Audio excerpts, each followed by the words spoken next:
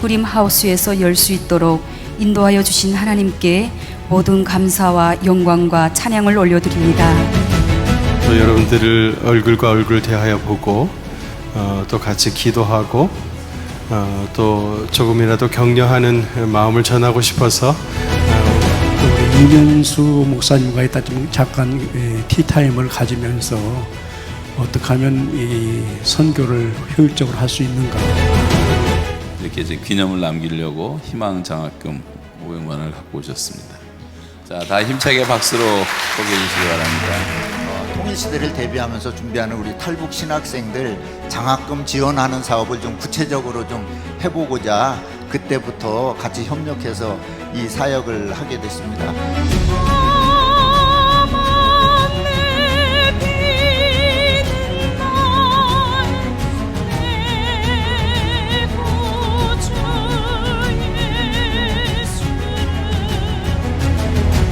여호와께서 그가 보려고 돌이켜 오는 것을 보신지라 하나님이 떨기나무 가운데서 그를 불러 이르시되 모세야 모세야 하시매 그가 이르되 내가 여기 있나이다.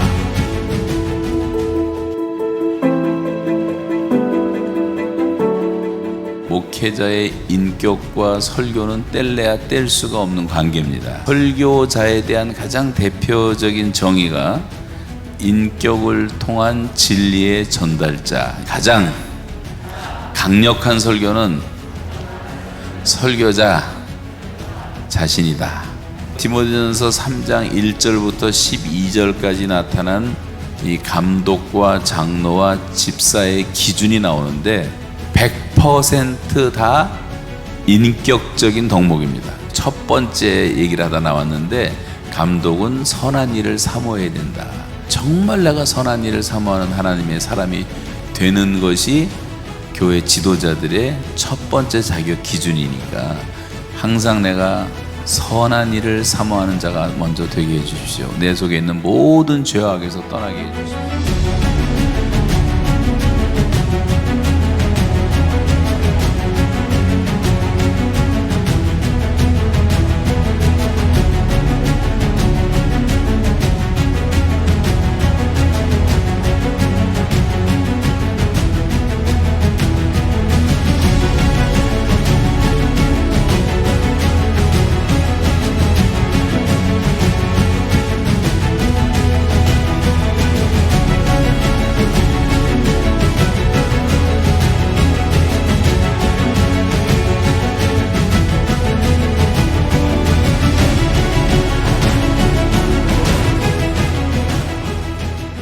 세상의 온갖 부질없는 것들과 죄악들로부터 분리하고 떠나야 한다는 마음으로 결단케 하심을 감사합니다.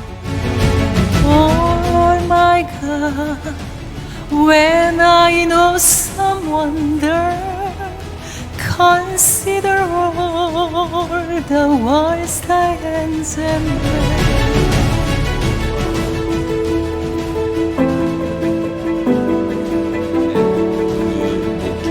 가장 좋은 모델이 바로 예수 그리스도이십니다.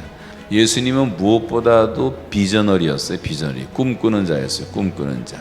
요셉도 꿈의 사람이에요. 다니엘도 꿈의 사람이에요.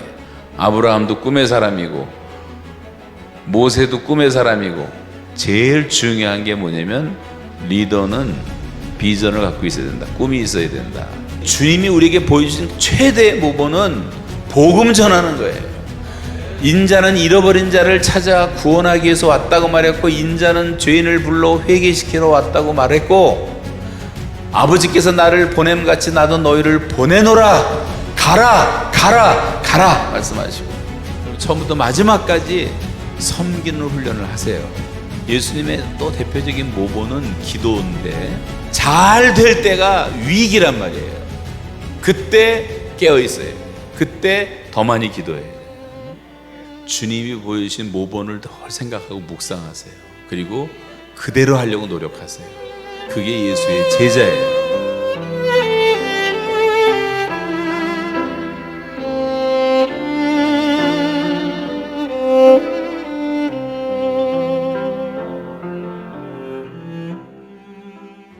정말 저 땅이 회복될 수 있으면, 그리고 그것이 하나님이 할 수 있다면 죽어도 좋겠습니다라는 그런 고백이었던 것 같아요. 울며 빵을 먹게 해주셔서 감사합니다. 그래서 울며 빵을 먹는 자들의 슬픔을 이해할 수 있기 때문입니다. 불의한 시대에 태어나게 해주셔서 감사합니다. 그래서 하나님의 의가 드러나기 때문입니다. 이런 고백을 어느 책에서 그 감사시 10가지 감사시를 봤는데 그것이 와닿았어요. 예수 믿고 나니까 이것이 바뀌더라고요. 그래서 감사하구나. 성막을 만들어내는 사람들은 특별히 지명해서 불러냈고 또 지명한 사람과 플러스 자기가 자원하는 사람이에요. 오늘날 신학생들이나 목회자들이 바로 이 사람들이 해당되지 않을까 저는 그렇게 생각을 합니다. 우리에게는 조금 더 그 신학의 시간에 하나님의 말씀으로 충만한 시간을 일단 보내는 게 필요해요. 그리고 방학 때는 될 수 있으면 시간을 내서 좀 통독반에 올라가서 성경 통독 좀 하는 게 좋을 것 같습니다. 통독하고 기도하고 그리고 또 세계의 그 명작들은 한 번씩 또 다 읽는 게 인문학이나 그런 것에 엄청 그 도움이 됩니다. 그리고 또 일기를 쓰는 것, 그리고 고통이나 고난, 우리가 겪었던 그런 아픔에 대해서 좀 솔직했으면 좋겠다. 솔직했으면 좋겠다. 우리가 당한 고통 그것 하나만큼이라도 충분합니다.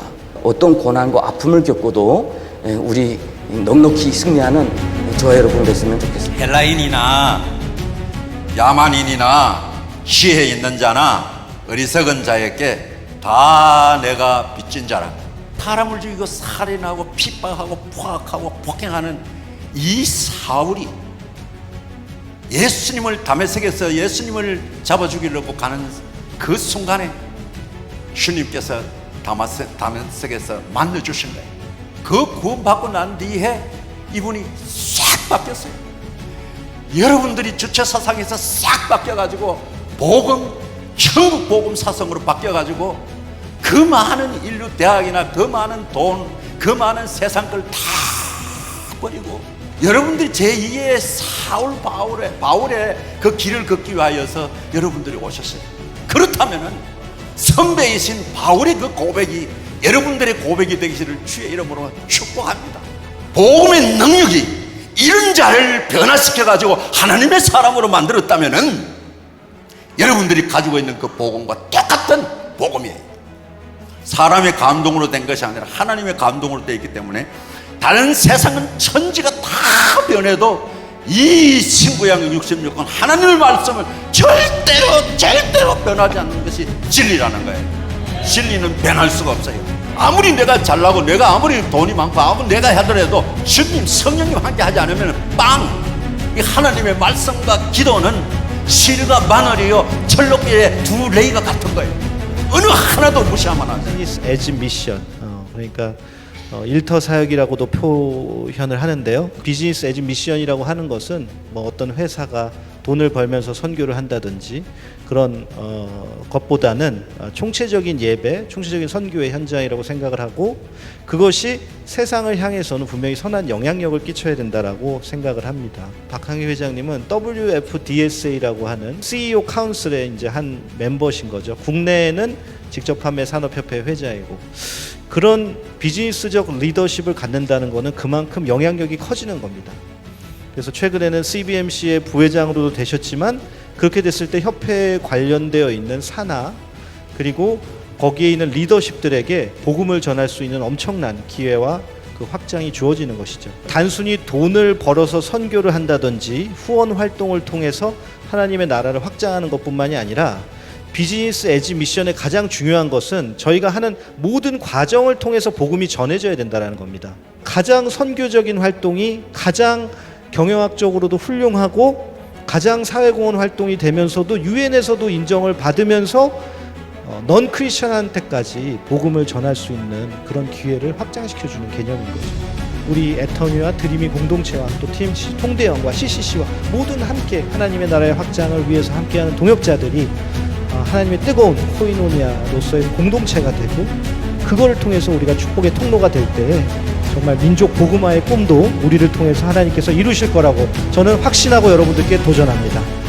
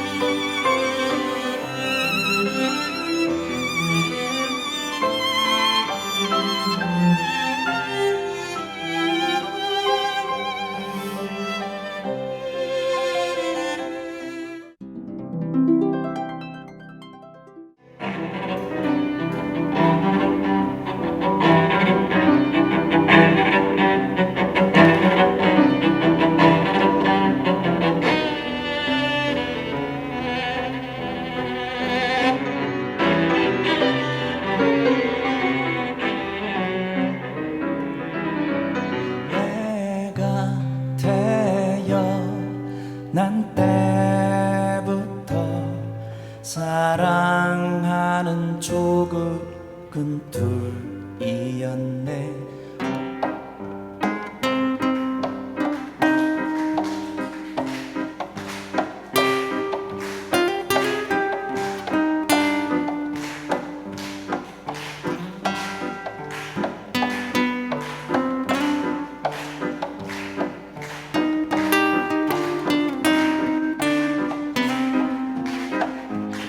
하나님이 세상을 이처럼 사랑하사 독생자를 주셨으니 이는 그를 믿는 자마다 멸망하지 않고 영생을 얻게 하려 하심이라.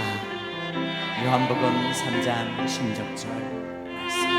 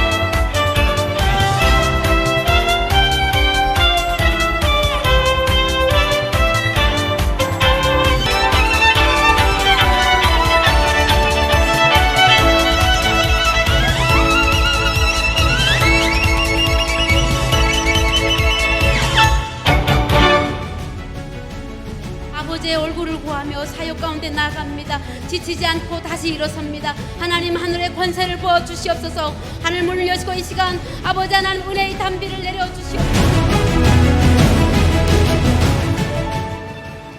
내가 누려왔던 모든 것들이 내가 지나왔던 모든 시간이 모든 것이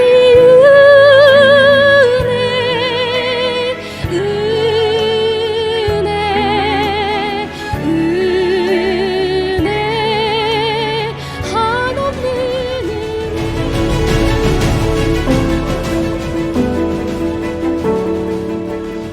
이 설교자가 정확하게 전달을 안 하면요, 금방 신뢰도가 떨어집니다. 다른 어떤 것보다도 설교에 목숨을 걸고 시간을 투자하고 연구를 하고 하나님의 종이 되고 목회자가 된다는 것은 무엇보다도 권위가 있는 말씀 전달자가 돼야 되는 거예요. 강해 설교라는 것은 반드시 해야 돼요. 왜냐하면 성경적이기 때문에. 에스라는 철저한 강해 설교를 하잖아요. 이 강해 설교자는 이제 두 개의 축이 있는데, 하나는 성경을 해석하는 눈이고 또 하나는 시대를 읽을 줄 아는 눈이에요. 텍스트라는 게 있어요. 본문. 이 본문에 충실해야 되는데, 이 텍스트와 함께 컨텍스트라는 게 있어요. 상황이라는 게 있어요. 상황. 이 텍스트를 가지고 컨텍스트에 적용을 시켜주는 것이 설교자의 역할이란 말이에요. 설교를 준비하고 설교할 때는 항상 핵심 주제를 놓치지 말아요. 핵심 주제. 그리고 결론은 언제든지 좀 도전적이고 복음적인 설교가 돼야 되고, 그리스도적인 설교, 예수님이 드러나고 구속사적인 설교, 복음이 드러나는 설교를 해야 되는 거예요. 설교를 할 때 항상 통일성 있는 아주 간결한 개요를 항상 머릿속에 정리를 해둬야 돼요. 그렇게 좀 말씀의 사람들이 다 되시기를 주님의 이름으로 축원합니다. 우리 신학생들이 진리의 말씀으로 굳세게 서서 남북 민족 복음화의 꿈을 꾸며 이루어 나갈 수 있도록 신학생 수련회를 마련하시고 말씀으로 치유되고 회복되는 놀란 은혜 주시네.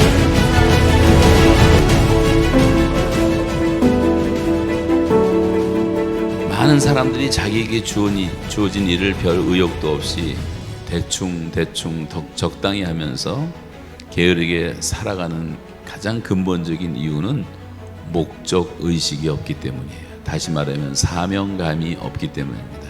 목적 의식이 생기고 목적 의식을 발견한 사람들은 자기 재능의 150%를 발휘할 수 있는 열정이 생기는 거예요. 최우선순위가 있어요. 이건 절대로 타협할 수가 없는 것. 그것이 주님과 나만의 시간들, 큐티한다든가 말씀을 봉독한다든가 읽는다든가 아무리 바빠도 그건 해야 된단 말이죠. 목적의식, 사명감 다 중요한데 두 가지 말씀이, 첫째는 선하고 정의로운 것이어야 돼요. 선하고 정의로운 것. 또 하나님이 여러분에게 주신 열정과 재능과 상황과 이 평행선상에서 조화를 이루어야 돼요. 사도들이 보여주는 그 사명감을 갖고 우리도 살아야 되는 거예요. 그것이 날마다 목적이 이끄는 삶을 살아가는 것이라고 할 수가 있습니다. 하나님의 부르심에 합당한 삶을 살겠고, 좀 더 단순하게 살겠고, 복음을 위해서 살겠고, 정말 사랑하기 위해서 살겠고, 복음 전하기 위해서 살겠습니다. 우리 삶의 목표를 분명히 하고 사명감을 재점검하고 하나님께 여러분 자신의 결단을 드릴 수 있기를 바랍니다. 우리 교회의 희망이요 소망인 우리 아이들이 하나님께 특성을 올려드릴 텐데요.